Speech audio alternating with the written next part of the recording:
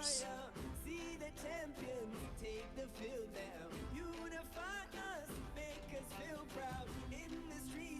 So welcome if you're just logging on. We're up to about 40 attendees now, hoping for close to 100. Please do introduce yourself in the chat. Say hi, share where you're from, and what's your favorite ever football memory. Remember to send the message to panelists and attendees. You have to do a little click there just before you send the message.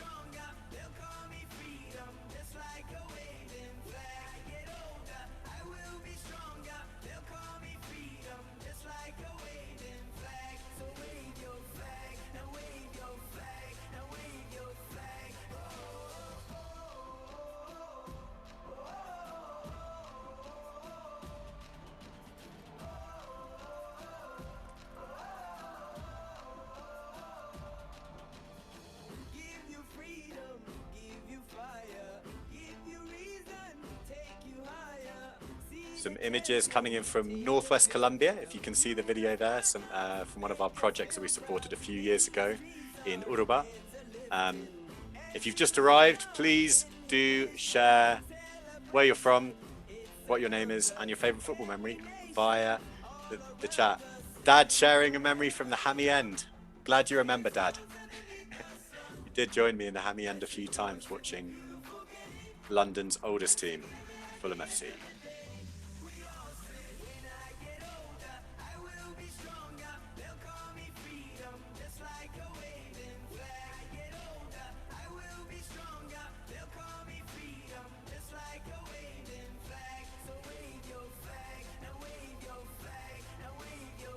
Awesome. So I think with the time, 7:30, we may as well get started. We're seeing a few images here from one of the Huracan Foundation projects in Northwest Colombia from a few years ago.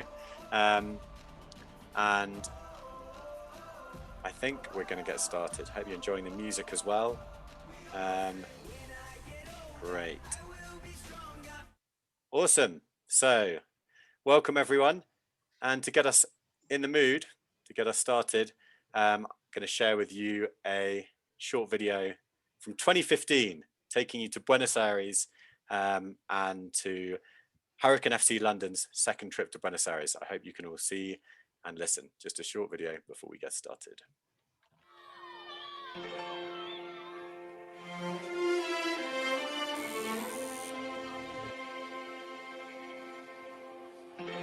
Here is the best place of the world. Huracan is everything. Harry, we can't see it.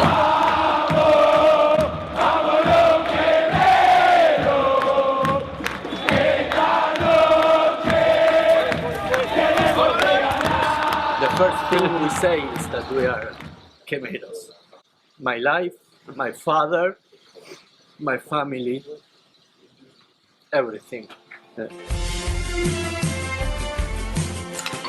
Harry, we can't see the video. We can't see the video, is that right? I love it.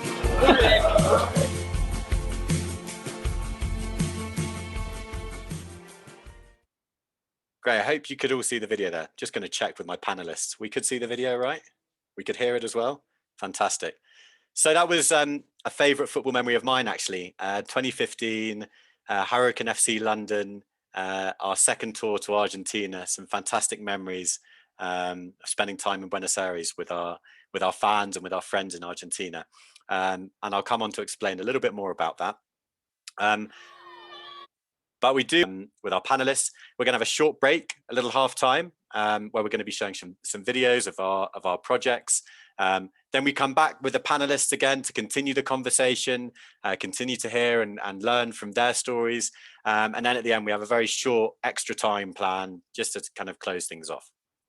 So we're going to kick off then with a very quick team talk, a very quick introduction to the Huracan Foundation. So for some of you, you might already know who we are and what we do. And for some of you, this will be the first time you've ever come across us.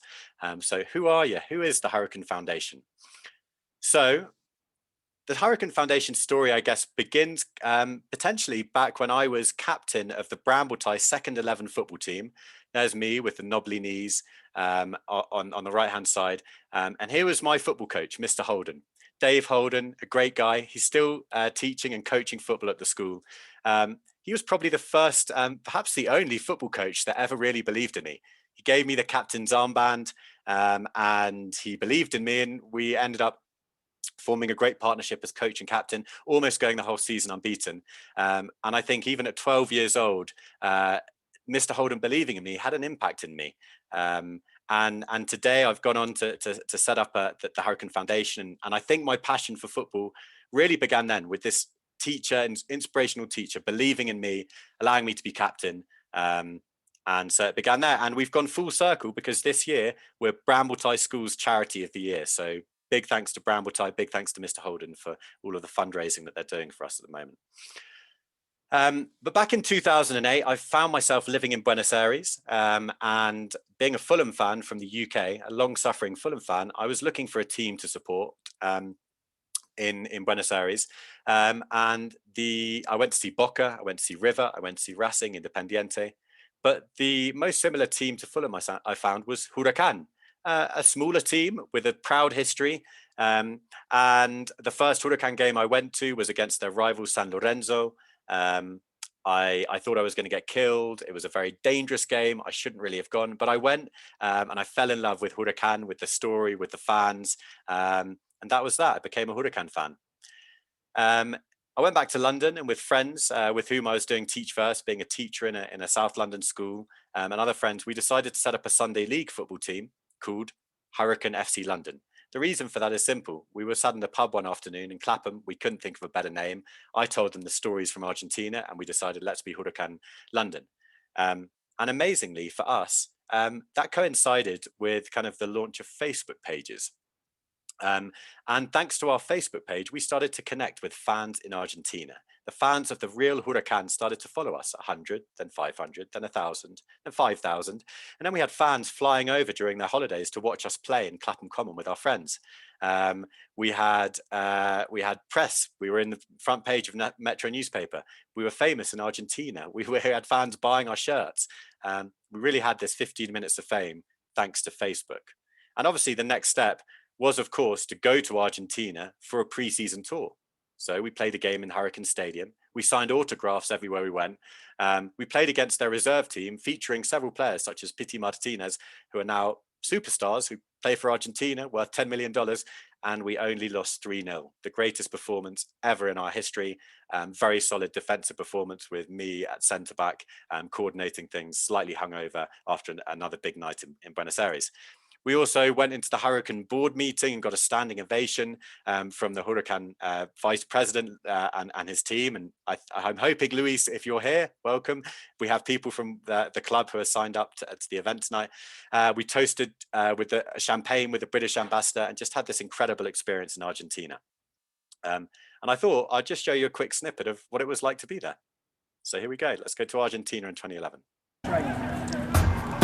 Go first!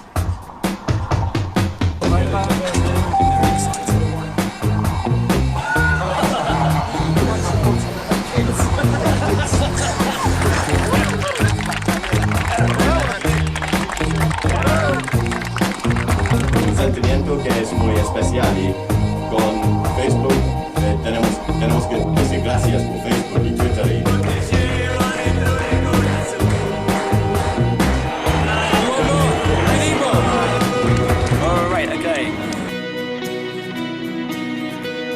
And if you believe that, then now I understand. Go, Geddes, so much to you. They'll never be maybe you're young without youth, or maybe you're old without knowing anything's true. I think you're young without you. Then you can't be American too. You'll never have rights. You've changed the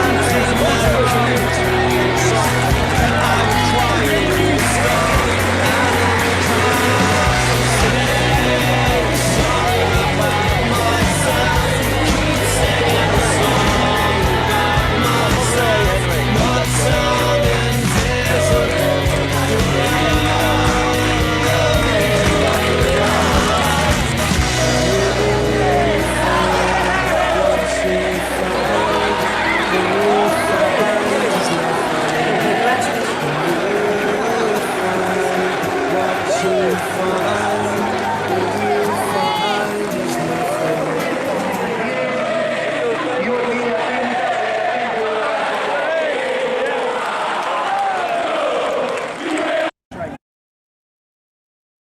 And so after this incredible experience in Argentina, where, by the way, we lost every game we played, and it really didn't matter, I think we all learned firsthand the incredible power that football has. Football changed our lives, I think, with that experience, that trip we had to Argentina. And while we were there, we did school visits, we did some volunteering work, and we came back to London and we thought, we've got to do more with our story, this incredible story about fans from Argentina, a club from London. So we decided to create the Huracan Foundation, and we decided to try and support projects around the world that were using football to transform education in their communities. And so the story of the foundation began. Initially, well, we were selling the shirts to fans in Argentina, so we raised a bit of money, and we made small donations to projects around the world in a bit of a random way. We supported projects in Kenya and in Sierra Leone, in Brazil. I even ran a project in Colombia, and we gave them kit. We gave them some publicity, and we started to learn about what these projects were doing and how football was being used to transform communities around the world. The coolest story was probably the story of Vikas and the project in India. Vikas and Neha, two Teach for India participants, they called us up and they said, hey, we saw you guys in the press and so on. We're starting a football project. Can you give us a bit of support? And so we gave them a bit of a nudge, a bit of positive support, some resources and so on. And the story of what they went on to achieve is incredible. From beginning a project connecting a few schools in the same community in the city of Pune, they created a national organization called Just for Kicks, which today works with over 5,000 kids a year in India, has a team of 200 people, a budget of over $1 million, is a serious organization driving change forward in India. And I guess what we saw from that, and what we've learned is this: magic can happen when you give early stage projects and inspirational leaders support. Often at that early stage, projects need a bit of a nudge in the right direction, a bit of funding, a bit of belief in them, and then they will take off. And so that gave us kind of inspiration to really develop the model of the foundation support. We also supported projects in Sierra Leone, in Colombia. I set up a project that ended up developing into a kind of a much bigger project here in Colombia called Co-School. I was invited back to Argentina and given more praise from the Huracan fans, which is amazing. And as you've seen already, we went back to it for a second tour in 2015. The connection with the fans continued to grow and is still there, and they continue to buy our shirts and kind of finance a big chunk of the foundation. And meanwhile, the team in London, who were getting progressively worse at football by this stage, started to turn their efforts to fundraising and did amazing and ridiculous things like cycle Brompton bicycles from London to Marseille during Euro 2016 in order to raise funds. We also strengthened our connection with players at the club in Argentina, and we're very proud to have a strong relationship with the actual club in Argentina, who are more than happy for us to continue to use their name and their brand globally. We supported projects in Nepal, in the Philippines, in Chile, and three more projects in Colombia, in Mexico, and we held a kickoff weekend in Bogota in 2018, deciding that we were going to start supporting projects for a kind of a 1-year cycle. So we invited our projects to Bogota. By this stage, our model was developing a bit. So we're giving projects mentoring. We also had a curriculum, this kickoff event. And just to give you an idea, we specifically focus on supporting projects from this network called Teach for All. Teach for All is working in about 60 countries around the world. They place high quality teachers and professionals to be educators in some of the most vulnerable communities, some of the most underserved communities. And what we found is that these teachers time and again turn to football. They turn to football to support their kids, to develop skills, to solve community problems, to bring communities together. And in 2019, for example, we had 33 applications from around the world. Being a small organization, we were only had the resources to support 5 of them, but we chose 5 from Armenia, Ghana, Peru, Nepal, and from the UK. and we brought them all to London. So about a year ago, we had this kickoff week in London with our new project leaders, which was amazing. And we had an event. We had this event last year, and tonight is kind of the replica of that event, or it's the sequel to that event that we did last year. Here's the project that we supported in Armenia, for example, incredible photo. Here's the project we supported in Nepal. And for example, this is the quick kind of story of Daisy, our project leader in Peru, who despite COVID has carried on supporting her students first at a distance, and she's gone back to the community using tablets, using digital technology to continue supporting them, continue working with parents of the community as well. So yeah, we have awesome project leaders, and we're convinced that we just need to give them a bit of support, and then amazing things will happen. So we're in the middle of kickoff week this year for our new projects. And this year we had 47 applications. You can see them kind of rising here, 15 in 2018, 33, and then 47 this year, from around the world, quite a lot from Africa, 9 from Nepal, and from 16 countries in total. And we've selected 5 of those projects. And over the course of tonight, you're going to learn who those projects are, what are they doing, and why are we supporting them. So we're going to kind of see short videos from each of those projects during the night, 1 now, and then 3 at half time, and then 1 at the end. So make sure you hang around to see the videos of the projects we're supporting. And so how does it work? How does the Huracan Foundation's model work? How do we give support to these early stage football projects?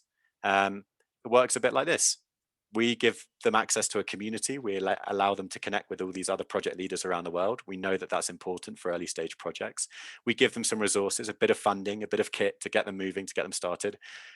We connect them to a network of mentors. And I'm sure in our participants here, over 80 participants, we've got lots of people here who could be mentors, who could give up an hour or 2 every couple of months to speak to these project leaders around the world and support them. And we also have the Academy, which is a new kind of system for supporting our project leaders online with some online resources, which we've just finished making. And here are some basic numbers just to give you a sense of kind of what we've done in the last 8 years. Supported 23 projects in 14 countries, impacting over 1,000 kids, and managed to mobilize more than $30,000 in grants and donations directly going to those projects around the world. And as you can see, my dog approves. Awesome. So I thought I'm going to finish my team talk now, and I'm soon going to hand over to Paul, who will introduce our amazing panelists. But to kick us off, let's just have a look at the story of Charles, one of our project leaders from Uganda.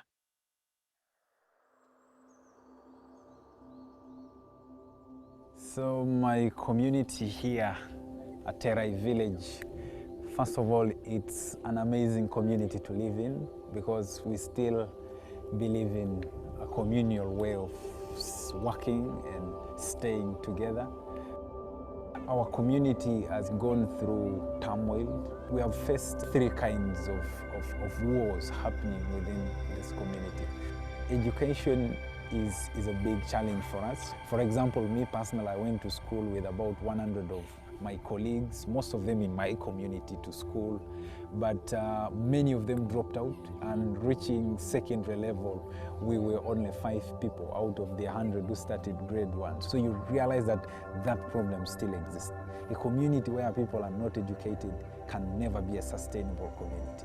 And when you look at the issues of gender, it is also a real issue. My dad is a clan leader. Almost every week, he registers at least a minimum of 2 issues being brought to him connected to issues of gender-based violence. So you find that those kinds of issues are really so rampant. And also issues of girl-child dropout of school are also really high.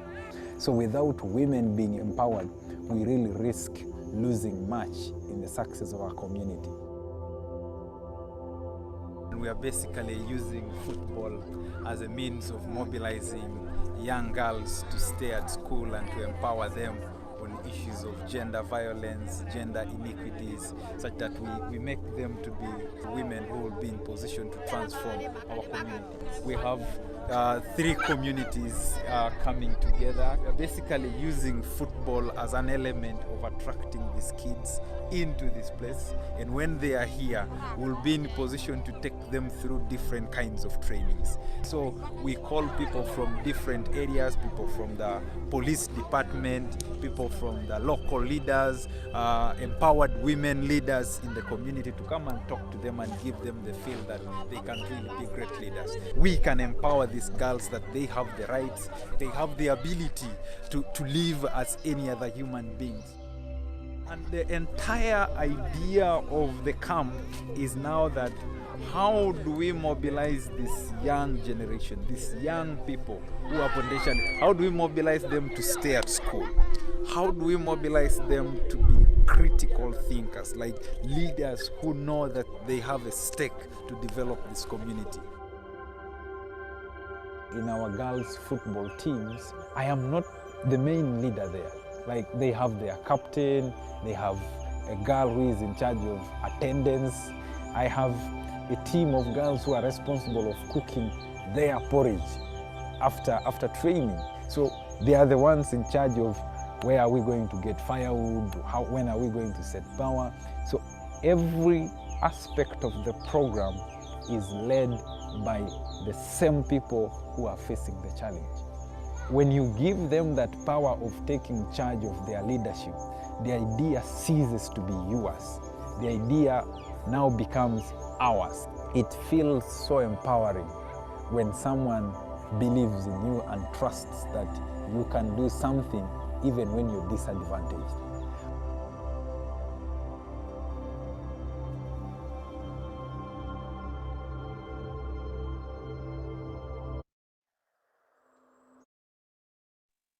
Great. Okay, so with that, I'm going to hand over. I'm going to stop my presentation and hand over into the very capable hands of our host for the evening, Paul. So, Paul, please come off mute and welcome. Thanks, Henry. I hope you can hear me. Just checking because I haven't actually spoken yet. Lovely. I remember a year ago when Henry first asked me to talk at the Huracan event in London, and I think my first reaction was, am I the right Paul Watson? You sure you want me? And I know people are thinking I'm just being self-effacing, but genuinely about 2 weeks beforehand, I'd done an event in which they'd believed I was Paul Watson who used to play for Brighton. And so I did the only honourable thing I could do, having shown up at this event, having been introduced to people, and pretended I was that Paul Watson for the entirety of a 45-minute panel, which was pretty excruciating, given that the only thing I really remembered about Paul Watson was he once scored against my team, Bristol City. We're talking sort of 15 years ago. And yeah, I blagged my way through it, despite the fact that I'm, I think, 15 years younger than this Paul Watson. We have no resemblance whatsoever.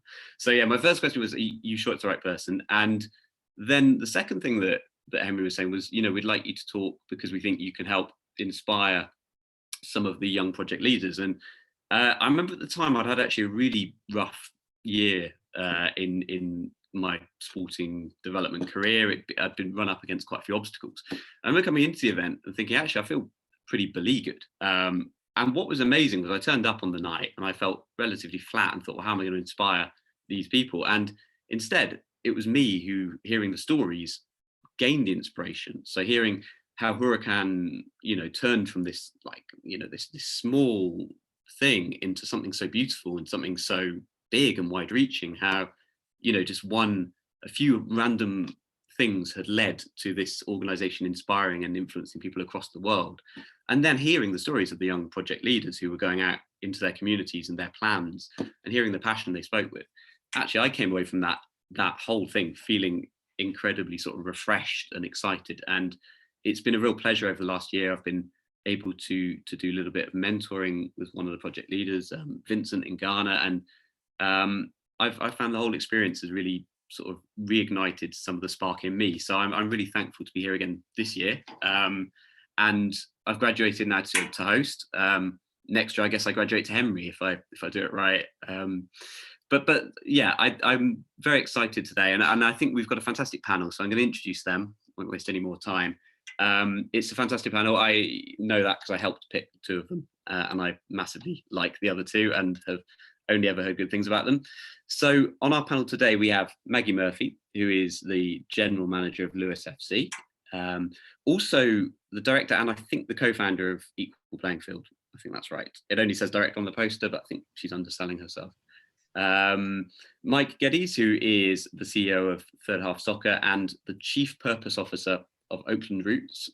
And then we have JJ Roble, who is the UK's first female Muslim referee, and Gabriel Stauring, who founded Darfur United. So 4 amazing inspirational change makers in the game of football. And I think some of you will know some of them and their work, some of you will know none of them. So I think a really useful thing to do would be if each of the panelists could explain their current role and also just one thing that they're proud of. And I know that puts you on the spot, and I know that most people like you are probably too self-effacing, and you'll try and say something very modest, but I'd love to know genuinely what each of you feel on that. So I'll start with Maggie, if I may. Cool. Thanks, Paul. We played Bristol City last night and unfortunately lost, so now I'm feeling negative and raw. I'm the general manager at Lewes FC. Our women's team are in the championship, so second tier English football, so semi-professional. They're still playing because we're following all the COVID elite protocols at the moment, so work is very much as normal. I've only been here for just over a year, and prior to that, most of my work has been in human rights internationally and anti-corruption and good governance stuff, kind of living all around the world. So actually some of my best and favorite football memories are playing in Tanzania, in Rwanda, in Senegal, in the Caribbean, in the Netherlands and Germany. But that was always, football was always on the side. But I think some of the governance issues and corruption issues that I saw facing sports and football in particular really pushed me to put my money where my mouth is and work specifically in football to try and make it a bit better. So I'm at Lewes now. Lewes is quite well known for having equal resources for its men's and women's team that we'll probably come on to. But yeah, a few years ago, I was involved in setting up Equal Playing Field, which is an organisation across lots of different countries. We basically break Guinness World Records to draw attention to our drive for opportunity, equality and respect for women and girls in football. A proud memory, obviously, therefore, is setting our first ever Guinness World Record, where we played a full 90-minute match at the top of Mount Kilimanjaro, which was horrific and it ended 0-0. And so my least proud memory is missing a 1-on-1 with the keeper, which would have given me the goal that I could say I was, I could have got an extra Guinness World Record, but unfortunately I missed. I'm a centre back, to be fair, so yeah. So you made a sort of massive run at high altitude to try and score that winning goal. They just shoved me up front. I think for whatever reason, the altitude sickness hadn't got me. Everyone else was crawling. I was like, right, I'm in. So yeah, I was lucky, I guess. Well, I wasn't going to bring up the Bristol City result. Being a Bristol City fan, I was going to be very tactful, but you mentioned it, so I'll leave it there. Fantastic. Well, I'll move on briefly to Mike. Mike, if you, would let us know your current role and just, I guess, your proudest memory. Sure, it's a pleasure to be here with everybody. My name is Mike. I'm the co-founder and chief purpose officer of a professional football team in the United States called the Oakland Roots. We are aiming to be the first purpose-driven sports team in the United States. And really, this is a sort of expression of, where I spent my whole professional career. I started out as a journalist. I was a soccer reporter with the BBC for about 7 years.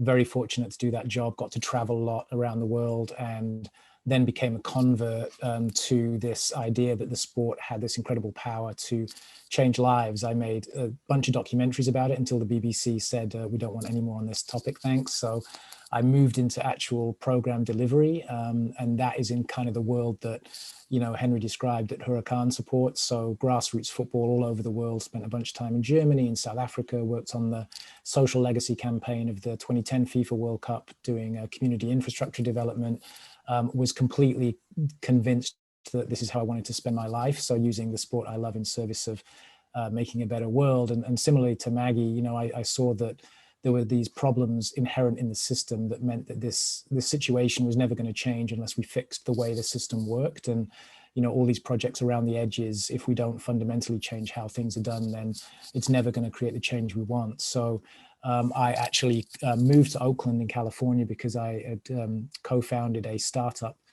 called The Third Half, which is a soccer education and travel social enterprise, which I was launching in March of this year, which was a huge amount of fun, launching a travel company at that time. But the other thing I did when I moved to Oakland was meet some guys who had the idea of bringing pro soccer to the city, but they wanted to do it with the community first, which, for British football fans, that makes a ton of sense. In America, that is not how sports business is done. So since then, I've been working with that team to try to redefine how a sports team is created and run in the United States, not just because it's the right thing to do, but because it's the smart thing to do. And so I'm really interested in spending my time at trying to disrupt the way the current model works for more social impact, but also for more commercial returns, because I think it just makes a ton of sense. So very happy to be here. Proud moment. I think, I always remember too late to say, oh, my son being born when I'm asked this question. So I'll say that first. Proud football moment. Yeah, I think that the moment that we stood in a stadium with 5,000 people in it here in Oakland and realized that this thing was actually real and that people had come to watch. And after about 20 minutes, we're about 3-0 up. So I think that moment, don't ask about the final score, it was 3-3, but that moment, just actually putting something together and seeing people show up, many of whom had never been to a football match before, didn't care about it, didn't see why it was relevant for them, but seeing them turn out because we created something that was about the city and the community first was probably my proudest moment. Yeah. It's not a bad one. JJ, if I ask you the same question.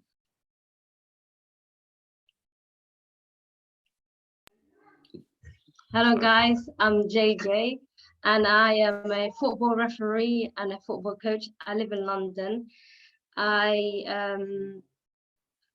would say, I don't know, my proudest moment would be when I first set up a girls team in my local area and all the parents are like, we can't believe that you actually made this happen on your own. And they were just like coming to me, asking me like how their daughter's progress were, because as a child I wasn't like able to play football, so having parents come up to me and ask for their daughter's progress just like made me so proud, I would say. So that's a very good one. And finally, this gets a bit blind date, doesn't it? But Gabriel, how would you respond to the question? Hi, Paul. Hi, Henry. Man, I already feel inspired by all of this amazing work that Huracan does, and then all these amazing individuals. So I'm the founder of IACT and the chief of vision and strategy for IACT, a nonprofit that works in refugee settings, communities affected by mass atrocities, by conflict. Man, a proud moment. So related to football.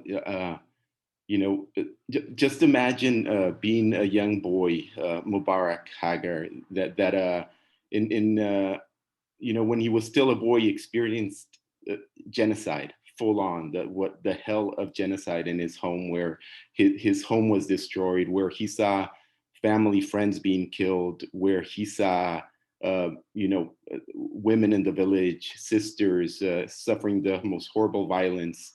And then having to make a journey to a refugee camp across the border, and then once he got there, feeling forgotten, that their community, that nobody cares, and years start going by and there's no hope, and then all of a sudden, there's this opportunity to be a part of a team that represents his people, and he's a young man that can now think beyond the boundaries of the refugee camp.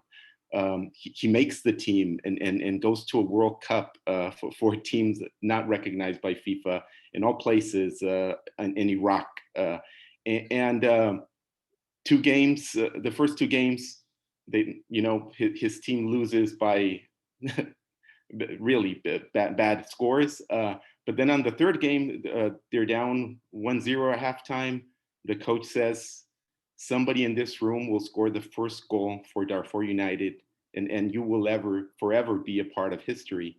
And at the very start of the second half, 1 minute in, Mubarak scores that goal. So imagine that feeling, what it meant to him, what it meant to his community, what it meant to all of Darfur, to refugees, you know, to have a positive story that represents them.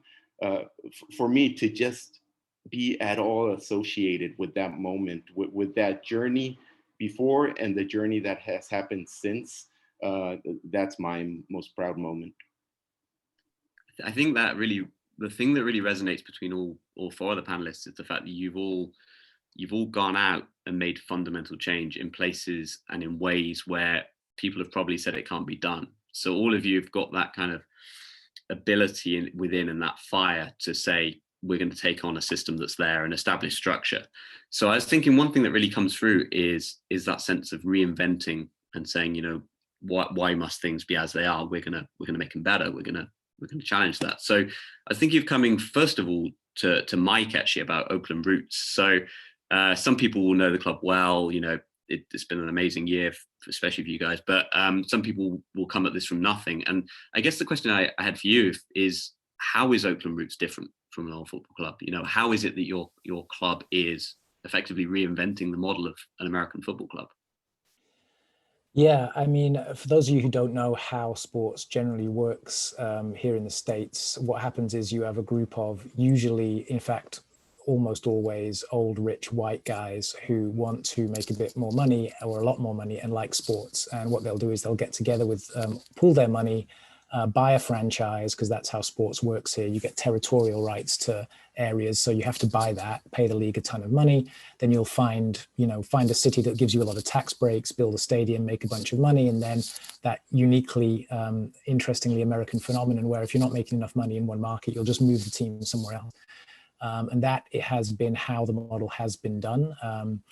And we felt that we wanted to challenge that because you know, one of the struggles of creating new sports franchises in America is relevance. You know, why should people care about you? And I think a lot of the professional soccer landscape has struggled with that because they have the challenge in that their product on the field is not the best type of that product you can find.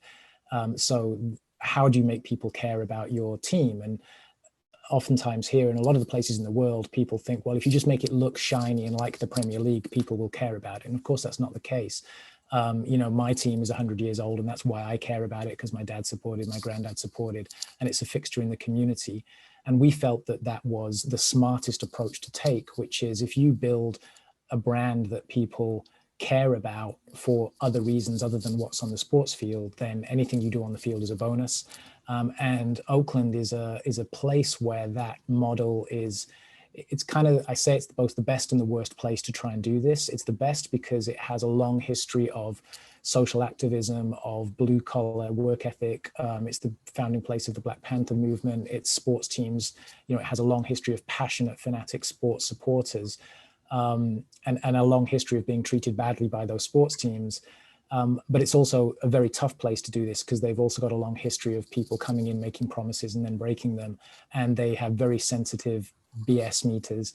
You know, it's a very challenging place to try and do something purpose-driven and community-driven.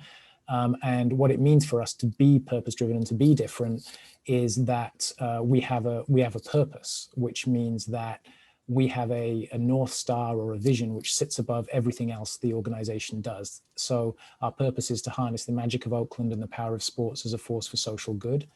And that is more important to us than winning games or making money.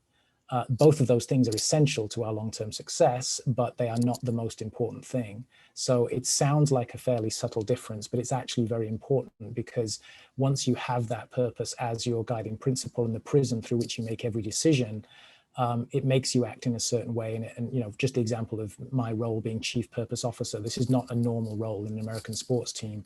And it is my job to help the organization make every decision based around this purpose.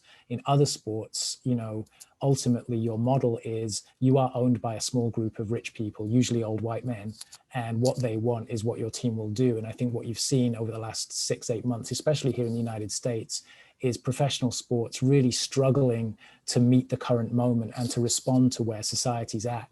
And that's because there is a fundamental disconnect between what the fans and sponsors want and what the ownership group is also ultimately concerned about. And the final thing I'll say is that, you know, we are very proud of what we've done so far, but we're still at the early stage of our journey. So, you know, we still have a group of investors who started out being a fairly traditional group of investors that you might imagine would invest in lower division pro soccer, where no one is going to make a ton of money very soon. And it's kind of like they're interested in it. And that is a big focus for us, is trying to change the type of people who are investing in organizations like us, getting more women, getting more people of color, people who wouldn't have considered soccer as a place to invest their money, and say, actually, you know, soccer for us is just a vehicle towards creating something which is about the health of our community. We happen to express it through professional sports. Other people express it differently, but ultimately that is our goal. And by focusing on that, you actually greatly expand your appeal, because you give people a reason to care, even if you're not winning on the field, or even if they don't like soccer to start with. And I think that's been behind what success we have achieved so far. It's fascinating to hear you talk about it. And I think actually one thing that, again, really resonates is the similarities with Maggie, and it makes me think of Maggie's work. So obviously, Maggie might be able to go into some of the details of what you achieved with Equal Playing Field and the world records you broke, and why Equal Playing Field exists and what its mission is. But obviously, you then moved into this role as general manager at Lewes, and you have set up a club that is, again, ruled by an ethos. It's the only club, I think it's the only club in the world still, that pays men and women equally. So I guess my question to you is, coming into a system like English non-league football, which is very, I guess, quite antiquated, quite cliquey, very male dominated, and you're coming into a club and you're running on principles, and you're saying, we will make these our guiding principles. Have you found that very difficult? What kind of obstacles and challenges have you had in your way, and how have you kind of negotiated those? Yeah, thanks. It's so fascinating to listen to Mike, because some of the things that Mike was saying about, you know, I actually wrote it down. Why should people care? You know, it's at the core of everything that Lewes is trying to do. I guess for me, I can't take credit for, you know, any of the things that Lewes has done at all, really, because it was after I climbed Kilimanjaro and was actually coming back down, about a month or two later, I saw a little news article that just that announced that there's this tiny little football club called Lewes FC that had decided to pay its male and female players the same. And I remember seeing that and just thinking, brilliant, that's fantastic. Finally, not just words, actual action. And I realized that you could become an owner. So anyone in the world could become an owner of Lewes FC. And I just click, and I became an owner. And I remember saying to myself, I'll probably never go there. I'll probably never bother going to a game. But I want them to realize that I back what they're doing. I want them to take my small amount of money because I back them.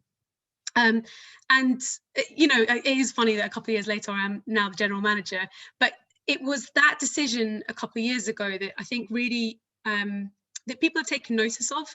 It's not just about the equal pay side of things. That's actually one small element of the decision to split resources equally. It means that we play on the same pitch, we have the same training facilities.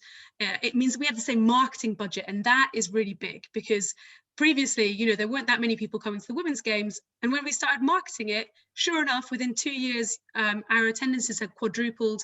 And at the moment, our average attendance on the women's side is actually a little bit higher than on the men's side. That's just 2 or 3 years, you know, and that was just us as a club saying, we like this, we value it, do you? And people came. So I think that sometimes we get a little bit hung up on the equal pay issue. I mean, I think it's great, but also it's more about equal value and equal treatment. And the reason that Lewes was able to do that was because it's 100% community owned. So there's people like me around the world going, oh, I like that club, I like its values. You know, you sign up. I wouldn't have become an owner of any other non-league football club. I wouldn't have become a general manager of any other women's football club, even if Spurs, team that I support, had asked me to. It wasn't what I was interested in. What I was interested in was reimagining a football club. What is the most exemplary type of football club out there. Okay, it's one that actually values me as a woman. It's one that values female players. Brilliant, love it, check. But then there's other things, and like, you know, sometimes the fact that Lewes did that in 2017 was only because 6 or 7 years before it had turned into community ownership. And with that, there's loads of things we do differently. So one thing that we refuse to do is take we don't take gambling company money for sponsorship. So when gambling companies come to us and they offer the money, yeah, I could spend it tomorrow. Do you know what? I probably spent it yesterday and now I'm in debt, but we won't take the money. And you know, that creates friction. And I think that's when you need to be brave.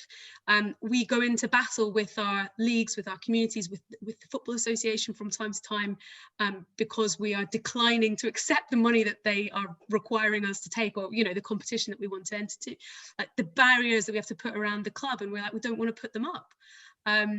And, you know, and then it seeps into the everyday stuff that I think Mike has a lot of experience in.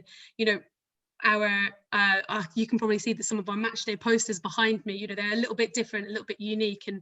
And we tried to rethink how we could create a better type of football club. So we've got better food. You know, when I go to our away games, I'm always astounded by how rubbish the food is. And our food here is good because we own it, we like it, we want it to be good. We put Prosecco on tap in the bar downstairs as well, which I don't particularly like. And I tell you what, it gets drunk at the men's games. It's not just the women's games.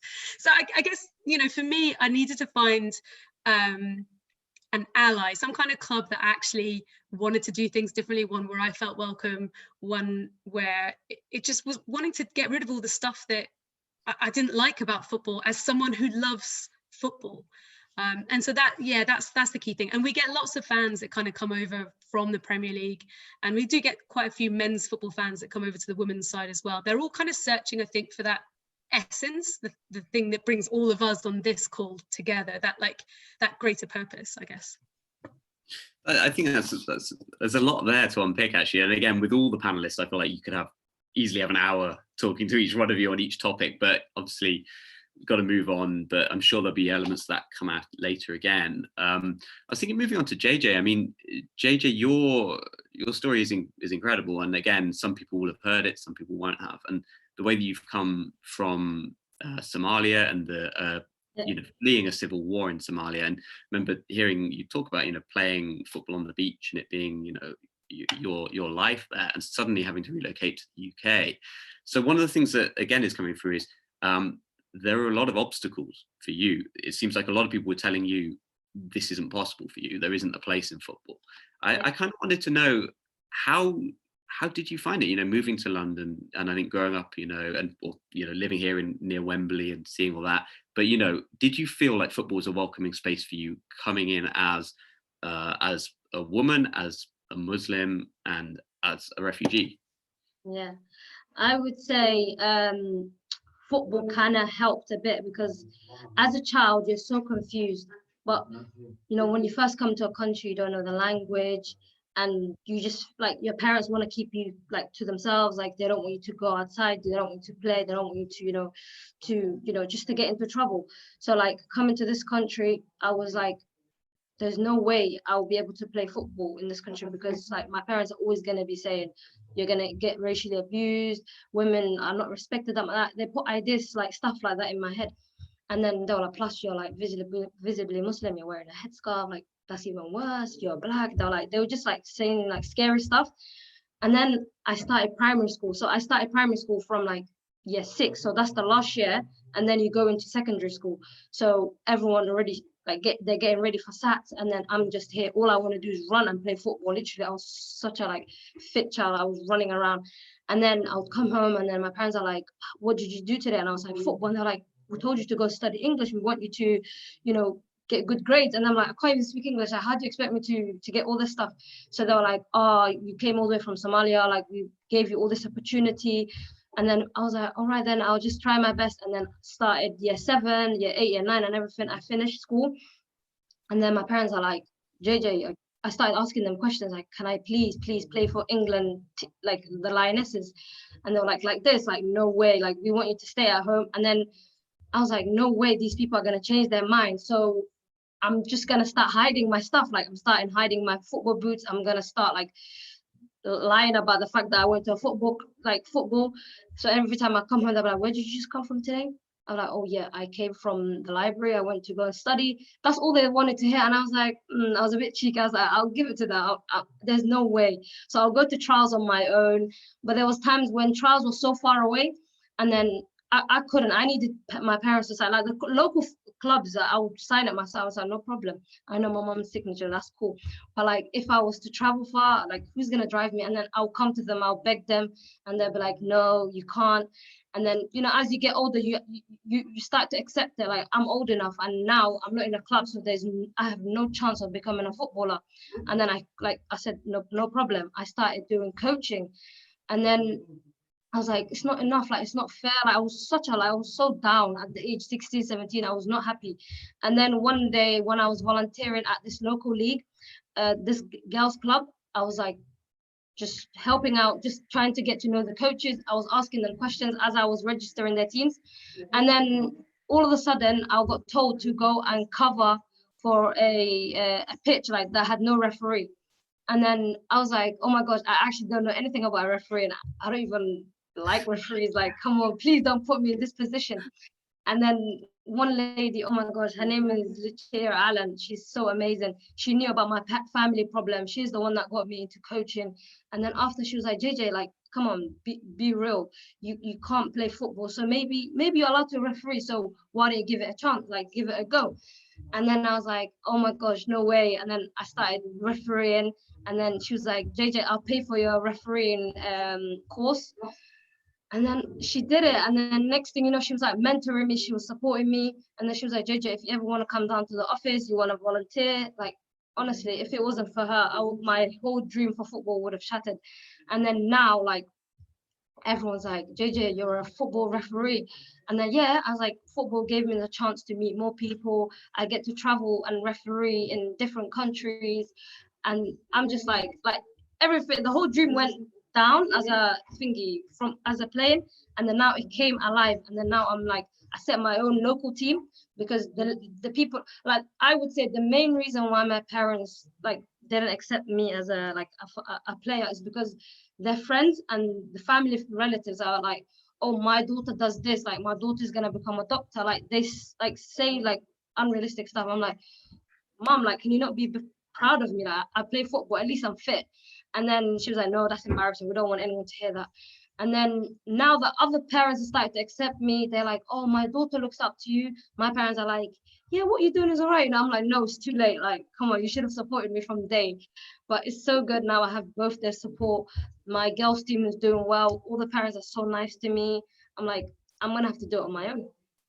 Wow, it's an amazing journey to become sort of, you know, I mean, I was going to ask, and I haven't got a lot of time, so I'm going to have to get quite a quick answer to probably what's quite a complex question. But I was going to ask, how is it becoming a role model? Because you're quite young still, and obviously you didn't ever set out necessarily to do that, but you are now a role model. So how do you feel about that? I would say doing my own thing to becoming a role model is a massive thing, because like once you break through something, you're seen as a hero. So now that my community have seen that I can make football happen, I can make football look really good, I think their daughters look up to me, and I'm like, I have to keep going. One day I have to set like big targets. Like one day I want to see myself like in the Premier League, women's WSL. Like I want to make it happen, not just for me, for all the girls that are watching me. Honestly, that's a big responsibility. Yeah, well, you're well on the way anyway. So finally, Gabriel, I'll just pass over to you. And I think the question for you, again, some people will have heard of Darfur United and the amazing journey you've gone on with this team. Some people won't. So I guess the big question that always jumped out at me was sort of why and how did it become football? How does someone from, you know, West Coast of the USA, from California, how did you end up being behind the formation of this team in Darfur, you know, in the refugee camps? Yeah, so I mean, definitely not intended, but you know, first talking about the bigger theme that everybody has touched on, which is purpose. Football with a purpose. You know, we're going through this very unique unique period of time around the world where there is this collective suffering and this collective stress that everybody is experiencing together. It's also a great opportunity that people are looking for purpose, and I think all of us are seeing that. We just hired a new position at our nonprofit related to education, but we had to go through more than 60 applicants, and not because they didn't have jobs. It's because they were actually looking for something that had a greater purpose. And it was just these amazing people. It was the most difficult thing to do. In the refugee camps that we work in, the suffering, the challenges that we are kind of going through even in a mild way here, even as serious as the pandemic is, that's their normal. That level of daily stress of waking up every morning and trying to see how am I going to survive, that's the normal. So there, what I saw from the very beginning was that simple playing, the joy of the game is the purpose itself. That when I brought out a football, that the very first trip that I took, and I thought it was going to be my only trip, to these camps and out in the middle of nowhere. Now been 31 times, but I just saw how transformational it was during that moment. That these boys, young men, all of a sudden, they had that look of they had just experienced unimaginable violence. But in that moment, when we put some stone goals out and we started playing in this rocky hill, all of that was gone. They were no longer victims. They were no longer survivors. They were no longer refugees. They were just ballers. So I saw the power of football, and then I just kept going and continued with that theme along with the other work that we do in refugee camps. And when this opportunity came to put the team together, even though it seemed like just an impossible thing to know, in a UN camp in Chad of all places, to try and gather a team and take him, internationally to compete, it seemed impossible. But again, just the journey itself was going to be worth it, and every step of the way, it's been the most joyful experience. For even though on a daily basis, I'm kind of diving into settings that are connected to war, to mass atrocities. That's what we do. But when we go into the football space of it, it's joyful, and it's joyful for everyone.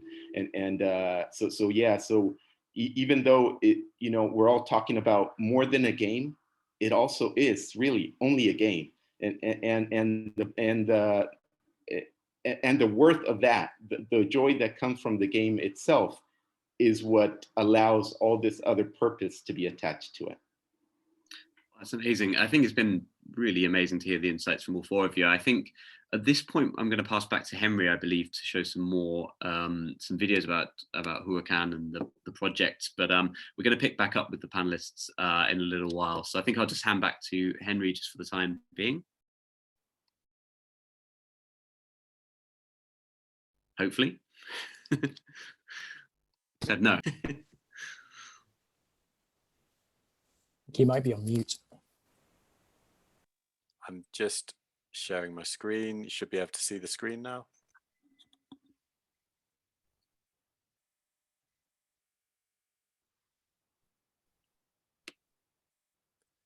Are you with me? Can you see the screen?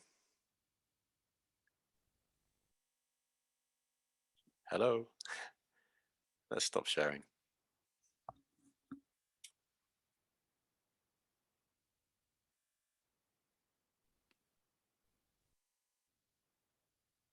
Hello. What before we go to halftime, what I'd like to suggest is I'd like to direct people towards the Q&A function that we have at the bottom there. So everyone can see a kind of little button called Q&A. And I'd really like people to, in the next 5 or 6 minutes, we're going to see a couple of videos from other projects that we're supporting, that we're working with this year. We're going to go to Nepal, we're going to go to Mexico. I'd invite everyone as well. It might be a good time to have a little stretch, to go and get a refill from the fridge, pour yourself a cup of tea, and do leave any questions in the Q&A. So if you've got a burning question for one of the panelists, stick it in the Q&A and we'll do our best to respond to it in the second half. So we're now going to go to half time. I'm just going to share my screen again, see if it works better this time. Okay, how are we doing now? Great. Let's take a look then. We're going to Nepal.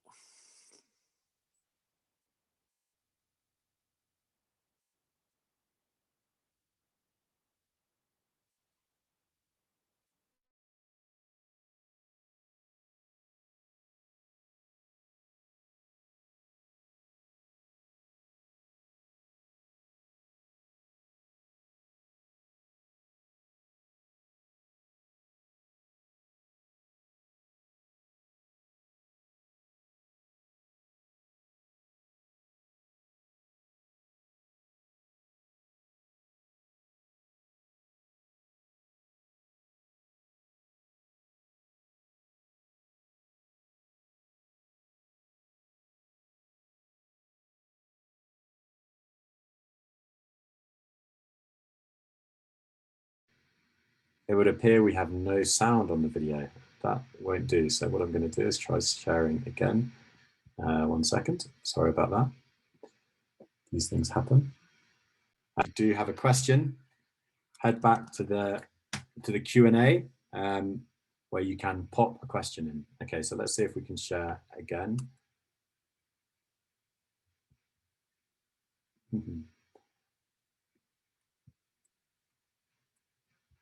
And 1 second. Okay. Let's see if we can share sound correctly this time.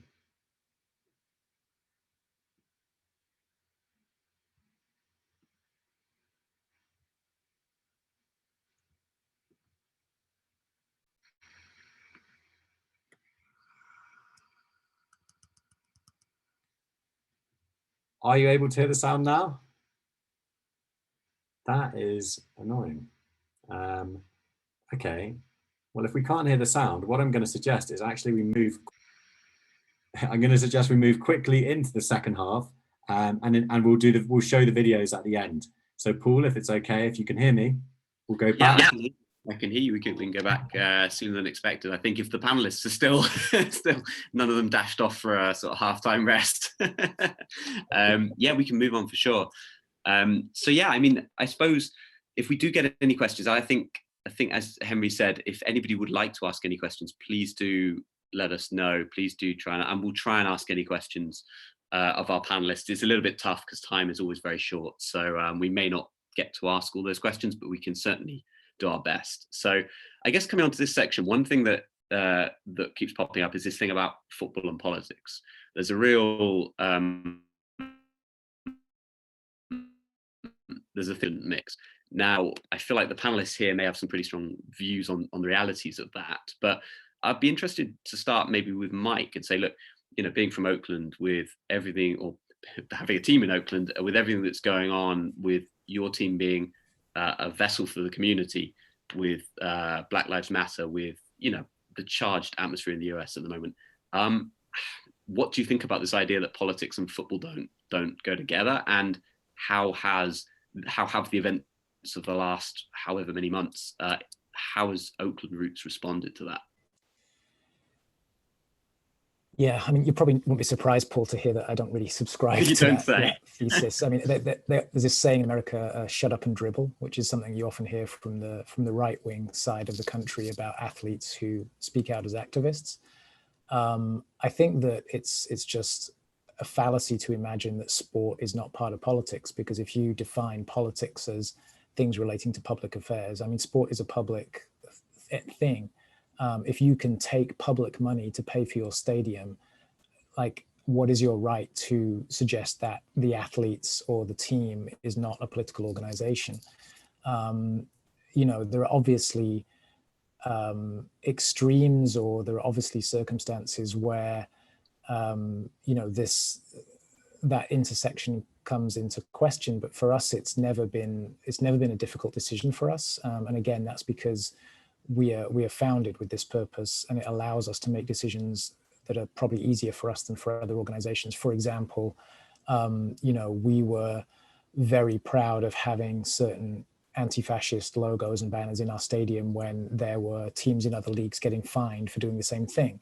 Our response to the murders of Jacob Blake and Ahmaud Arbery and George Floyd, Breonna Taylor, league that were the first ones to respond, and the rest of the leagues and teams, I think, took a while because they were worrying about how that would go down with the other stakeholders that they have who perhaps weren't as aligned.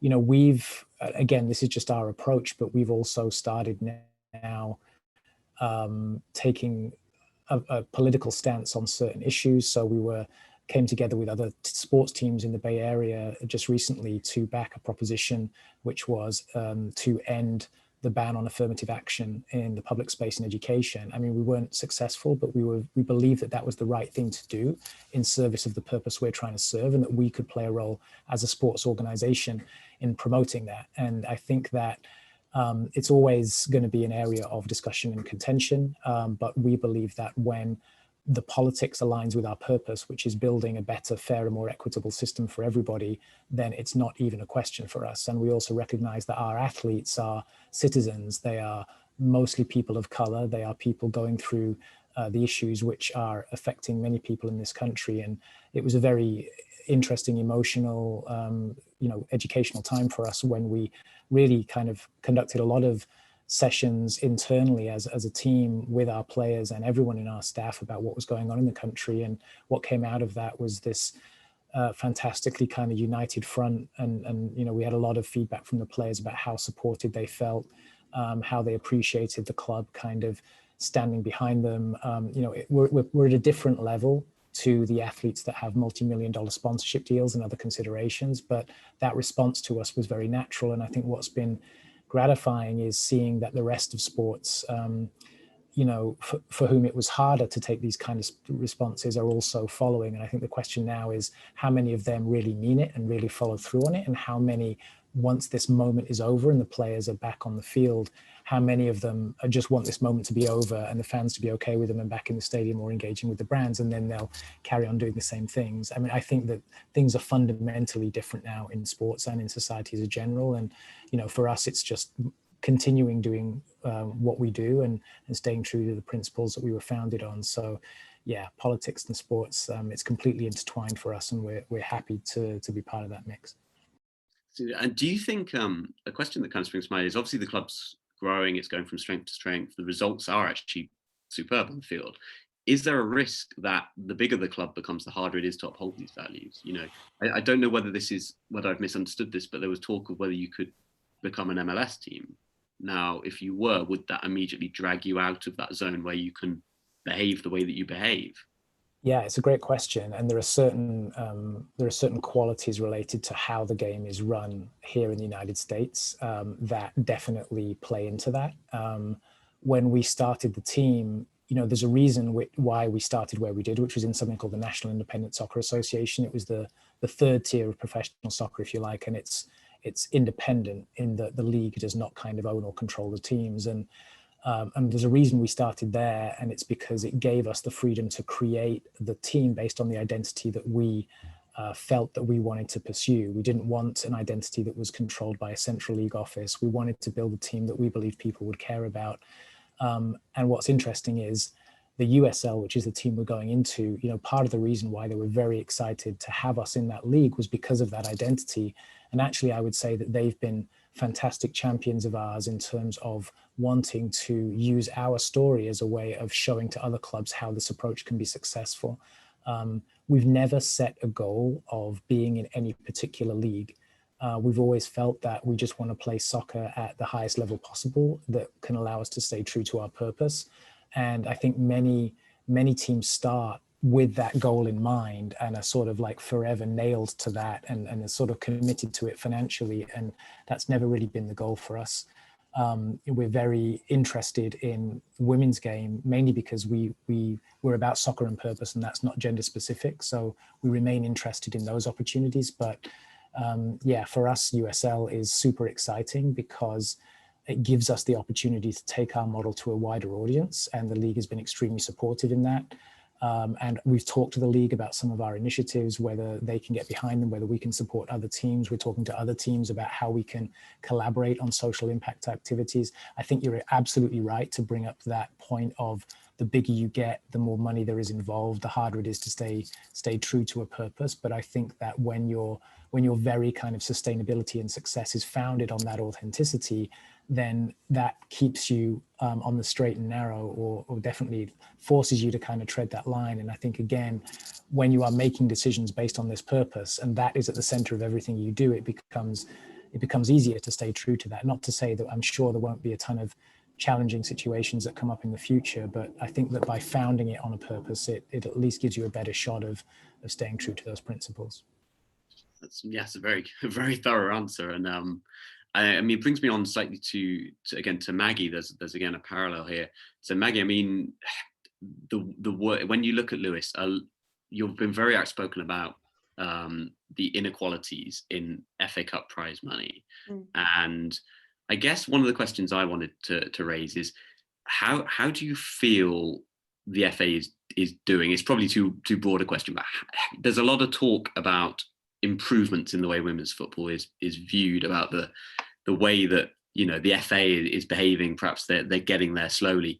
Do you feel that's true? I mean, do you feel there is progress, or is the inequality just still glaring? And, you know, for you, is it slightly demoralizing how little progress is made given how much hard work you put in? Yeah, I don't know. I think on the FA side, the team in the FA that works in women's football do a really good job. They work very, very hard. They're stretched to capacity. As we've seen last week, there is a massive culture issue still in the FA. You know, the comments from outgoing Greg Clark, could only be made, I think, by someone in a room where no one is checking him on his everyday language. And that's because there's just a lack of diversity in the offices and in the boardrooms that he sits in, I think. I think we're in women's football in England right now, where we have this, we're in a slightly complex situation where actually we're starting to be a little bit more visible. The WSL is now on television a little bit more. And with that comes a huge amount of pressure for us to be glossy and a finished product. But the only teams that can afford to be glossy and a finished product at the moment are ones that have rich men's clubs. So I will get criticized for, by the way, my ground is like the best in the country. Everyone loves the dripping pan when they come here. But yeah, my media gantry might be like 1 meter, you know, too small, or the floodlights lux levels might be 20 lux levels lower than the prescribed lux level that would be at the Champions League standard, you know, all those kinds of things. And we don't have loads of money to you know, erect new floodlights. We crowdfunded for it, and our community came together and we were able to do it, but we had to do that because of our license to be able to play. So that I fear sometimes that in this rush to create this perfect glossy product, that the teams that have been working for a long time will just not be able to keep up. And ironically, with the development of women's football, you have to be connected to a men's football club to do well and to stay alive. That's my fear. Obviously, that also depends on where sponsors are, and I think that's the really crucial key thing. And, you know, whether the sponsors will want to align with women's teams that are different, that are not just connected to a men's club. So I still think there's a lot of cultural things that are on the table, and I think that the increased visibility does allow legitimacy to take hold. And so if women's football is seen to be a legitimate product to play, you allow your daughters to play football, you allow your daughters to become referees. And if it's a legitimate product in people's eyes, then also sponsors think it's a legitimate product to invest in. But all of that comes with visibility. So I understand the glossiness. It's just I don't want the glossiness to be, I don't want sustainable growth to be sacrificed for a really glossy product. I think that I guess I'm not being super articulate, but it's a really bad business model to say that something has to be successful first before you invest in it. And I think that we're often requiring women's football to be perfect before we give that investment, before we equalize the FA Cup prize money, for example, which is still astonishing. And I know that people know that the prize money might be different, but just to give a real clear example, in the semi-final, the women's teams win £5,000 and the men's teams win £1.8 million. Like, how can we invest if that is the kind of prize money disparity? So I know that people know that there's a difference, and I know that people will argue that that's okay, but that is what we're talking about in disparity. So I'll get off my high horse about the FA Cup prize money. I think I was reading an article about how in the early rounds, the FA Cup is just a money-losing venture. There's no, it's a pretty terrible state of affairs, really. One thing that came to my mind here is there an element which, with your moral compass at Lewes, you're making your life incredibly difficult because you're also not accepting sponsorship from gambling companies. So you were sponsored, you had Equality FC on your shirt, you've had no gambling messages on your shirt before. Obviously, that's a major source of revenue that you're refusing, and you're doing it very nobly. But do you ever feel like perhaps you're fighting too many battles at once? No, because that's why we're here, I guess. Do we constantly hope that, an ethical sponsor that we really admire and admires us will come in with money? Yeah, sure. But I think that there's no point in, this is all about purpose. It's all about, like, why are we actually here? If we did start taking the gambling money, yeah, sure, we could afford, a better gym facility, but we'd probably lose all of our fans around the world. So what's the point in that? Ultimately, it's about the community and about the people here. So yeah, it's difficult. We fight a lot of battles, but I think every single battle has meaning. I don't think we're trying to fight small things, I don't think so. I don't think we're being petty on anything. Oh no, I didn't mean to imply that. Actually, I'm very much in awe of the way that you managed to make the club work. It just must be a tough battle all the time, I can imagine. Because I personally, I've found from my experience, gambling companies are the only companies that are coming to the table with money in a lot of places. So to refuse it is a very important statement, I think. But anyway, moving on, because again, time's so short. I'm sorry to have to keep rushing everything on, but there's a question that's come in that I thought was a really good one for JJ. In fact, it's a twofold question. So the first one was, has the FA been supportive? Like, have you found that the FA are, taking an interest in you? And I'll try and get the question because it was better phrased than that. In fact, I think you may have answered it, but it'd be good for everyone to hear this. So how effectively are the FA and other bodies helping amplify your journey so that they can inspire as many people as possible with diversity in officials as well as coaching, which is clearly a problem? And the second part of the question was just simply what makes a good referee, which I think is a really good question. I have no idea. So I thought that'd be a good question for you too.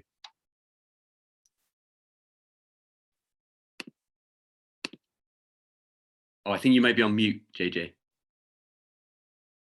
Sorry, I said with the FA, they know that I exist, but just recently, I think this year and last year, I kind of had to ask for support because I told them that I'm not just going to be a referee. I'm going to be a role model. I'm going to get as many people involved. It wasn't like a given support. It was like a support that I had to chase up. I had to be like, how come no one is coming to my games? Why am I not on the FA call? Why? I started asking questions because for so long it was so quiet. But when you want to achieve something, and you need all the support you want, all the support you can get, you're gonna look for it. So it was like that. It wasn't like FA came to me and said, "Oh, we want to do this for you. We want to do." It wasn't like that. So I had to keep asking them questions, keep pushing them. But now I got one WSL referee coming to my games. She gave me observation. She literally gave me a nice feedback. It's good, but I'm gonna keep on pushing because sometimes you have to with the way I did with my parents. I'm used to that kind of mindset. I have to keep on pushing and make people answer my questions.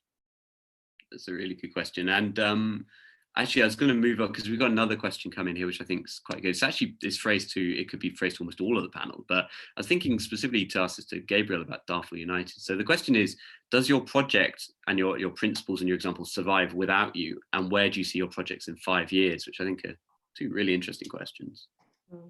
Yeah, great question. And for us, Darfur United is one of our projects within our nonprofit work, and we are very intentional that everything we do is a co-creation with the refugees that actually came from their own expression of their kind of aspirations and their needs, their challenges, the opportunities that they have. So we don't go into these refugee camps and say, hey, this is what we're going to do for you. It's really always walking next to them and building it up together, so that all of our programs. So we have academies in 11 camps in Africa at this point, and they are refugee run, refugee led. Day in and day out. We have no international staff anywhere. We support, and then the work is done. With the men's and the women's team, it is going to be a process, but also we. So I don't want to be always in everything. I would love to show up to games and just enjoy the games and not be worried about all the behind the scenes and the stress. So we definitely envision, a future where these projects continue and expand from inside and from the communities themselves.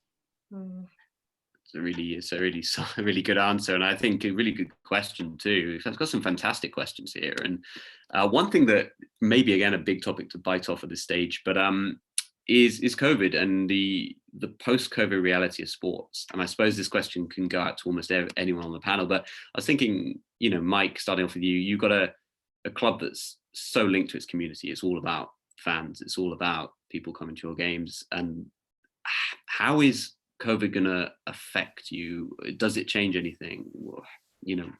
That's a big question, but thought I'd pose it. Yeah, I think we're affected like everyone. I mean, our challenge is that at our level, we're not making a huge amount of money from TV audiences, from TV rights. So our revenue is driven by our game day receipts and our merchandise. We're fortunate enough to have an extremely successful merchandise line, again, which is rooted in our purpose. But the spectators are a challenge for sure. We're in the process of making plans for various different scenarios for when our league starts next year. Our league actually starts in April officially, might get pushed back to May because I think everyone here is doing all they can to make sure that as fewer games are played without fans as possible.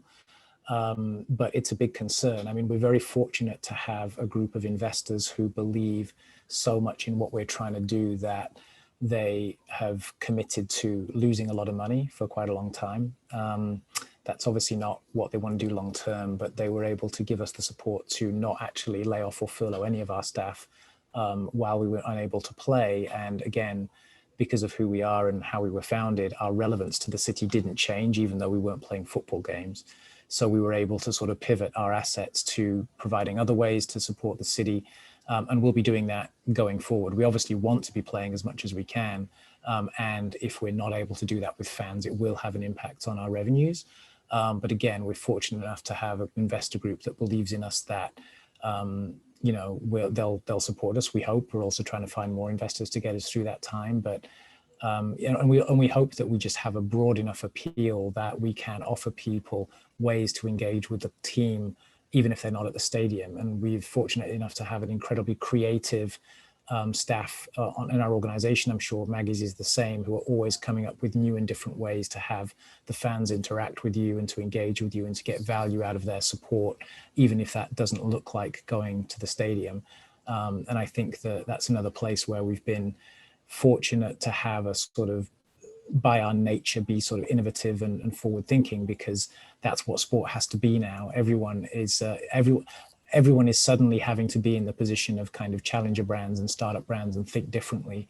And in this environment, it can actually be a benefit to be a little bit of an outsider and doing things differently, because everyone needs to find those new ways of working. But yeah, don't get me wrong, we are wishing for a vaccine with as much speed as everybody else, and hoping that we can welcome fans back as soon as possible next year. And I was wondering, just, we haven't got a huge amount of time, but Maggie, whether, English non-league football's obviously been devastated by this. There's a lot of complexity to it. How is Lewes faring with this situation, with COVID? Yeah, it's really tricky. We're still waiting to find out how this money that's just been announced earlier is going to be split and how that will help us. We're in a really unusual situation where for the first half of the season, the men were allowed fans on a Saturday, and then the same ground, the same pitch, same people running it. The next day we weren't allowed fans for the women's side because we were elite. And then now, kicking down a few more weeks, the women are allowed to carry on playing, and then the men can't play. So even the limited money that we had coming in with the fans on the men's side only and not the women's side, that was keeping us going a little bit, and now that's stopped, but we still have to play. So yeah, it's just it's a really difficult situation. And there is no answer yet. It's just a case of trying to survive until we can figure out how we get back on our feet. The fans are really, really important for us. We've got one of the highest attendances, definitely in our league, but also we beat some of the WSL clubs as well. So it's really crucial we get the fans back as soon as we can, safely, obviously. That's a very good, very quick, but very good answer. And I thought I'd just pose that also just finally to Gabriel on this one topic. And how is it affected Darfur United? Does it influence the way that you may operate in future, or is Darfur United not too affected by COVID? Oh, it's definitely affected like everybody else. All of our programs are extremely affected, but then it also opened up a great opportunity to pause and to imagine, to start thinking of what it can be like later, and how it can be better. For us in particular, we had this great opportunity to gather with other teams that are similar in our visions and our values from around the world, and get together and say, how can we work together without any central body, without somebody telling us what to do, where we can think about our own purposes and our own kind of ideals moving forward, and work together. And from that came the World Unity Football Alliance, and we're going to do some beautiful things together and all around the world. So while we've had to pause, that there haven't been any games since COVID started, we already have it on the calendar, things that we will be doing, and that we will be doing so much better because of this pause. Fantastic. So we're coming towards the end. So one thing I wanted to leave with, obviously today we've got this kickoff week. We've got these new project leaders. We've got forgive me for the pronunciation, I think it's Yolki from Nepal. I'm not so good at Nepalese pronunciation. Charles and Ken from Uganda, Ross from London, and Ulysses from Mexico. It'd be great if our panel, if you just had a one-line, maybe piece of advice, a thing that you'd like to say to these project leaders starting out into their projects. So maybe if we start with Mike, and we just go around from there. Yeah, I mean, gosh, where would I start? I think just briefly, because I haven't talked about it. I mean, the reason I wanted to do this event is because I'm a huge supporter of Huracan and of Henry. I think Henry is one of the most inspirational leaders around, because he's extremely passionate, dedicated, humble, definitely a role model for me. I really appreciate everything that he's done, and I'm sure that will translate over into these project leaders. And so I did want to mention, why I'm at this event. And for all of you, I think Huracan is a wonderful organization doing incredible work. I think that, with all of these guys who've got and women who have these ideas, stick at it. I mean, there is no doubt that this works, that the world needs it. All of us have spent our careers somehow at this intersection of sport and purpose. It is needed.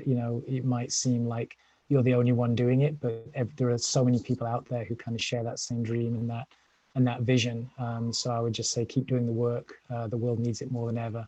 And yeah, wish you best of luck with the support of Huracan. That's great. And on to Maggie.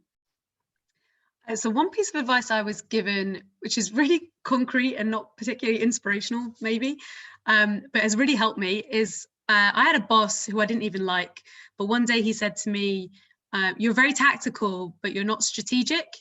And I obviously took offense, but then I went away and thought about it.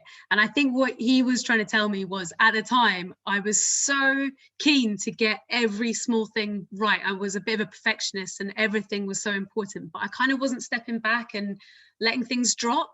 And actually, sometimes you have to say no to events, and then, you know, you might feel like you're letting people down, but strategically, that's probably a better thing. Like, go long instead of trying to get every single small thing right. So that's something that when I saw the question of, you know, a piece of advice that someone's given to me, I hate thinking about that old boss of mine, but it has unfortunately stuck with me. And JJ, any advice? Let me unmute myself first. I would say, when you come up with a project, there's a reason why you came up with it. Like, you probably sat down, you thought about it, like something inside you wanted to do it. So you've got everything sorted, you want to run the project. I would say, always remember why you wanted to do it. And then there's times when, you know, it gets really difficult, there's no support, there's nothing, and you're like, shall I stop it? You're like, no, like, there's a reason why you did it. Even though you might change 2 or 3 children's life, honestly, that is a massive thing. So just keep at it, and then keep asking for a lot of support, because like now, for example, we're all in here together, you might get some contacts. Always like ask questions. Yeah, fantastic advice. And finally, on to Gabriel to finish off on the advice. Man, I feel inspired by what everyone's saying. I'll double down on Maggie's first, that, you know, don't let perfect get in the way of getting things done. Just move. I mean, if you wait for everything to be perfect and fit in perfectly, you end up not doing anything. And another one is that just enjoy every step, participate every step of the way, allow yourself to experience the good and the bad. There's such power in that. You know, many times in our work in the humanitarian or the, you know, kind of do well type work, they say keep a distance, take care of yourself. I say the opposite: dive in, and you won't get burnt out because of diving in, and yeah, enjoy it. Fantastic answers from all of you. And I was asked this question last year, and I'll finish up with what I said, because it's one of the few times I've said something that I think might be insightful. I was asked the question, I said, and I'm useless at practicing this myself, but I said basically, enjoy the victories, enjoy the little victories, because you'll always be on to the next thing, because you believe so much in what you're doing and you're so passionate. You'll always be thinking about the things you're not achieving, the failures, the difficulties. Take a little bit of time every now and again and just congratulate yourself and just enjoy those little moments of success. And on that note, I'd love to thank the panelists. You've been absolutely fantastic. And, you know, it's hard to do justice to all of your CVs, your expertise, your knowledge in the time that we had, but I think you've been brilliant, and thank you to all of you. I'd also like to say, if anyone wants to get involved with Huracan, it's an amazing foundation. It's doing great work. I've thoroughly enjoyed spending this last year getting to know the different projects, being able to help mentor a little bit. So if anyone has any questions about how to get more involved, Henry's the person to find on those, I believe. And I think that's going to be me back to Henry to finish off. So thanks everyone. I've massively enjoyed it again, and yeah, roll on next year. Amazing. Thank you so much, Paul. Thank you so much to all of our wonderful panelists. Please don't go. It's extra time. It's a 2-all draw, and there's extra time. There's going to be about 12 minutes of extra time, and I really want everyone here to see the videos of our new project leaders that they've been making this week. So please do hang around, press pause on the TV show you're thinking of watching, and just hang around with us for a little bit so we can actually introduce you to potentially the next Maggie or the next Mike, next Gabriel, the next JJ. We're going to show you some incredible stories from around the world now. And yes, so we are going into extra time. A quick announcement is that it is deadline day every day in the Huracan Foundation. And you can sign up, just like you can sign up to be an owner of Lewes, you can also sign up to be a supporter of the Huracan Foundation for the price of a beer, a coffee, a Big Mac meal, or even the price of a Premier League football match. You could become a monthly supporter of the Huracan Foundation. And I'm just going to pop this link into the chat now. If anyone's liked what they've seen tonight and believes that this type of work is important, please sign up and, you know, buy us a coffee, buy us a beer every month. More than anything, it's a way to stay in touch, and it's a way for you guys to keep hearing about us. So please do click on that link and do go and fill in your details. That would be hugely appreciated. And of course, Paul, who hasn't really been in the limelight at all, but Paul himself is an incredible football change maker, and he's got an amazing campaign going on at the moment called Kitmas with his brother. They're collecting old football kits to be given away to children this Christmas, and also fundraising. So please do check out that campaign as well. Well worthy of our support this Christmas. And now, with any luck, we're now going to hear from some of the project leaders. I can see that everyone's hung around, no one's dropped out, so that's brilliant. And let's, fingers crossed, we'll be able to hear from Yolki in the pool. Hello everyone, namaste. My name is Yoki. I am a recent project leader at the Huracan Foundation. I lead the project named Huracan FC Nepal. I'm Tisho Nepal alumna. I worked as a fellow from 2017 to 19. I'm also currently working as an education impact coordinator at Nitisala, Nepal. In collaboration, we work with the local government at the Education Department office in Tulsipur. In 6 months, 7 of my students who are just below age of 18 got married. The data shows that Nepal has one of the highest rates of child marriage in Asia. Football integrated education is a new solution for our community. Why integrated with football? Because its impact can be used. In the patriarchal society like ours, where girls are considered less, with this project, girls could be breaking the ceiling. Fun fact, in Tulsipur there are 140 numbers of schools, making 18,321 girls until secondary level of education. And with this number of girl students, the number of football club for girls we have is 0. That makes Huracan FC Nepal as the first girls football team in any schools in Tulsipur. Girls are thrilled to have this opportunity, and I look forward to support them through their journey. Me and my girls need support from people around to make it possible. We need right mentorship and financial support to make dreams come into reality. My students are playing football. In the front, her name is Sarita.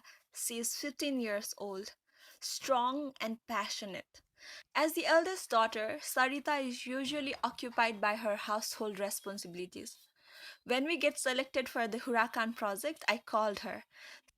Aha, miss, हामी football खेल्ने, साच्चैकै खेल्ने? She sounded the happiest. This is me with her family, her grandmother, mother, and little sister. This makes me so happy and proud that Sarita is becoming the first female generation to play football in her family. Awesome, Yolki. Let's go to Mexico. Hi, my name is Ulises. I work in a community center from Fundación Smurfit Kappa, Mexico, located in Ecatepec at 17 kilometers from Mexico City. My job there is design and implement a program that powers mathematical, scientific, and verbal skills to kids from 9 to 12 years old. Instead of telling you a lot of statistics of how complicated it is to grow in one of the biggest and most populated municipalities of the world, I just wanted to transport you to the road that some of our beneficiaries used to walk when they came into the community center before the pandemic arrived to Mexico in last March. But In order for you to better understand Mexico's educational context, I wanted to share this chart that matches with what we just saw. In Mexico, every day 5,000 students drop out from school.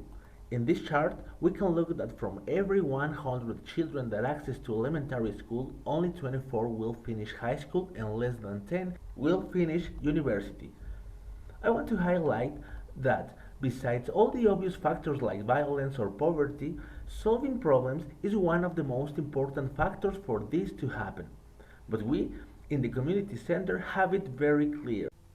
If we provide to the kids with tools that help them solve problems using mathematical, verbal, and scientific skills, they will get, first, better grades, and then they will find a worthwhile reason to continue studying, and eventually they will reach university. To accomplish with those objectives, we had a plan that's supposed to be executed in the community center facility, but as the COVID-19 pandemic is still hitting hard in Mexico, we have to modify the activities into the virtual way. As an example, we have Oliver, who is repeating the exercise showed by the football coach while his father records him. Next to it, we have the weekly homework that I assigned them. In this case, corresponds to explain how math are connected to any sport. Oliver chose football. I think the hardest parts of any project is to obtain beneficiaries and support. In this case, we already have both, but we need help to mentor us on how to make the project sustainable and replicable through managing human and material resources. Also, how to connect the project with different actors, because we want to take advantage of the Smurfit Kappa's existing network. But to reach other places, we first need to do it in our own place. I hope that I could transport you to what the kids in Ecatepec are living. And overall, I want to thank you for being aware of the journey that we are about to begin. So, welcome and thank you. Amazing. Ulysses in Mexico with his project. And as you can see, every project is different. And we stand alongside our project leaders, regardless of their context, and we support them to push forward whatever the challenges that they're facing. Hi. So let's now, I think we're going to go a little bit closer to home. Oh no, I've got a sound issue. Okay, let's see if the next video is working and then maybe we can fix that.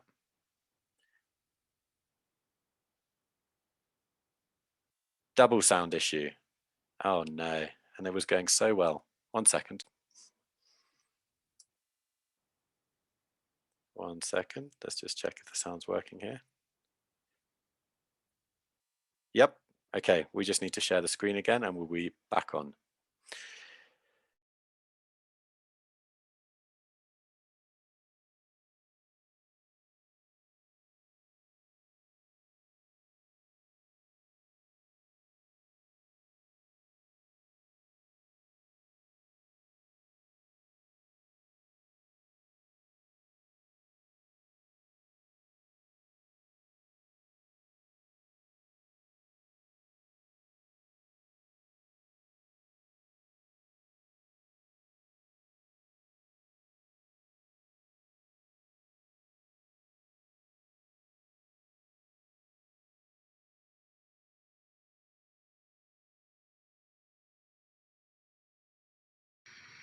Don't know why the sound isn't working. Frustrating.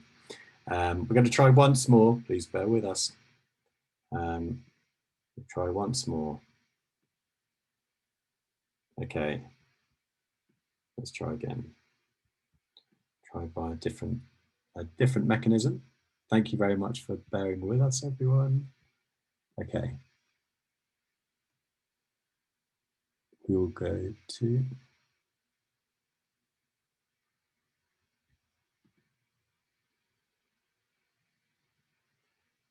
let's see if this works.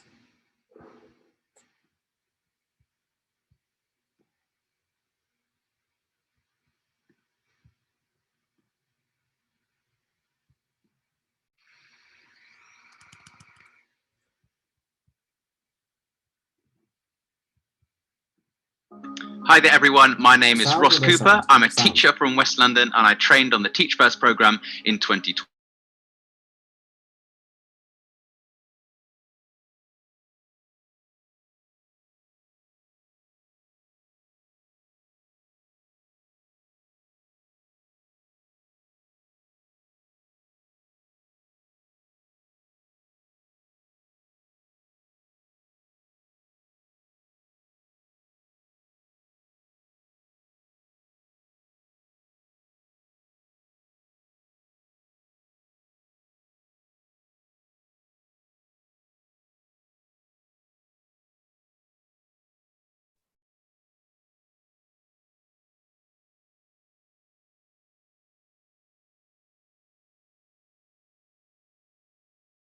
It worked for like 2 seconds. He's like, hi, and then I couldn't hear it.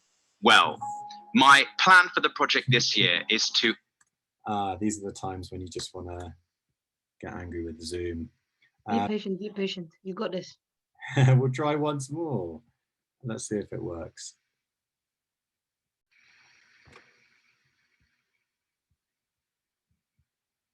No, it doesn't seem to be working. I don't think it's working. Hi there, everyone. My name is Ross Cooper. I'm a teacher from West London, and I trained on the Teach First programme in 2012. I'm currently the biology subject lead at Alec Reed Academy, a school also in West London, and I've always known the power of sport, but it really came to the fore during a recent trip to Argentina. Here's me volunteering in the school right opposite the stadium, and I wanted to bring back that sense of community spirit and support that I found there. So who are we here to support and why? Well, we know students from disadvantaged backgrounds face numerous barriers during their pursuit of educational outcomes. Some of them have already shared to me that they've given up because they missed too many lessons during the school closures. I wish they believed in themselves as much as I believe in them.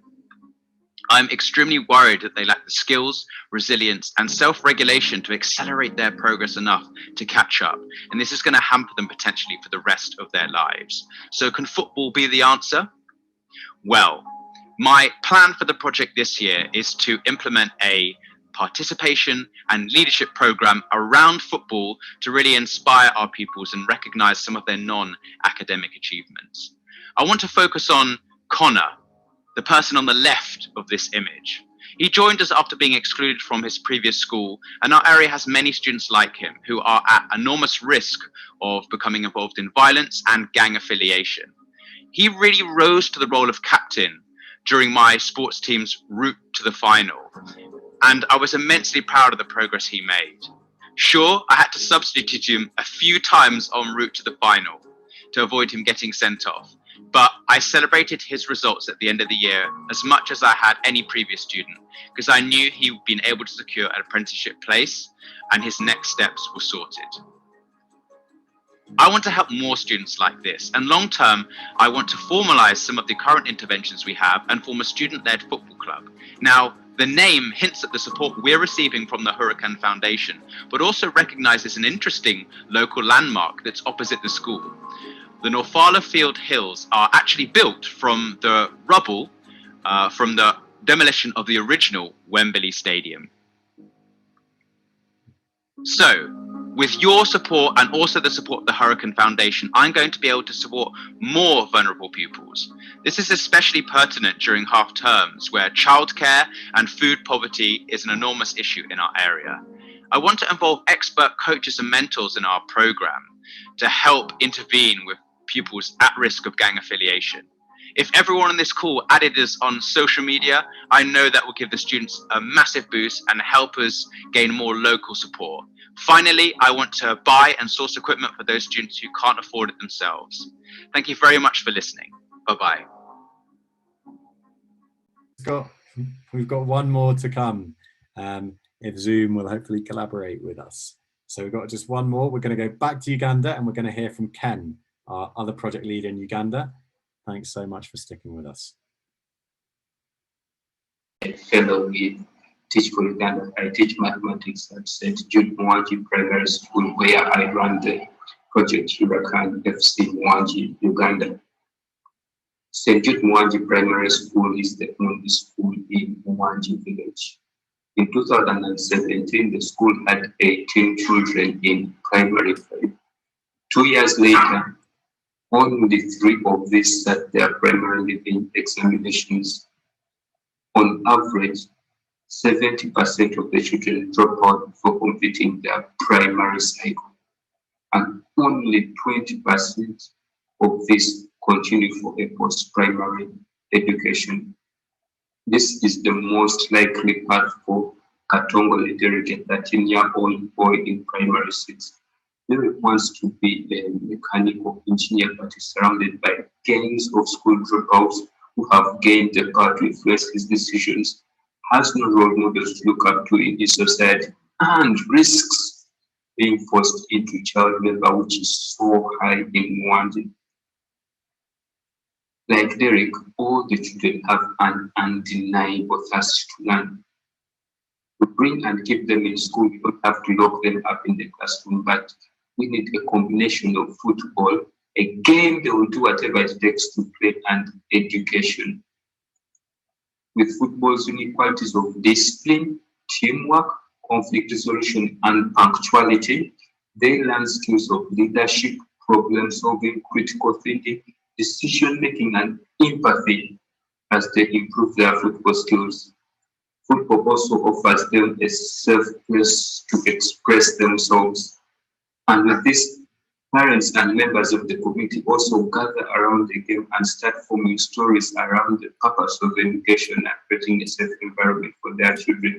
This way, we bring them to school, keep them in school, and set them on the path to achieving a higher education.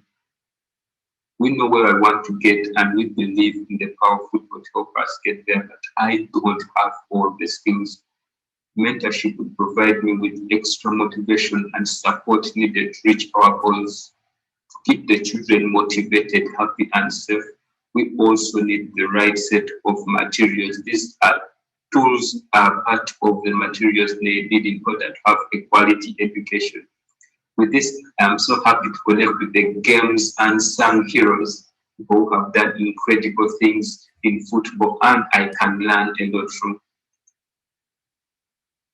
Working together, we will see Derek becoming the engineer he wants to be. We will see our dropout rate reducing to 20% in 1 year, and 80% of the children continuing for post-primary education. Thank you. Awesome. And that wraps up all of our new projects for this year. Thank you so much to everyone who stuck around. Really great that you're able to learn a little bit more about the projects and about the work that we do. And obviously, thank you again.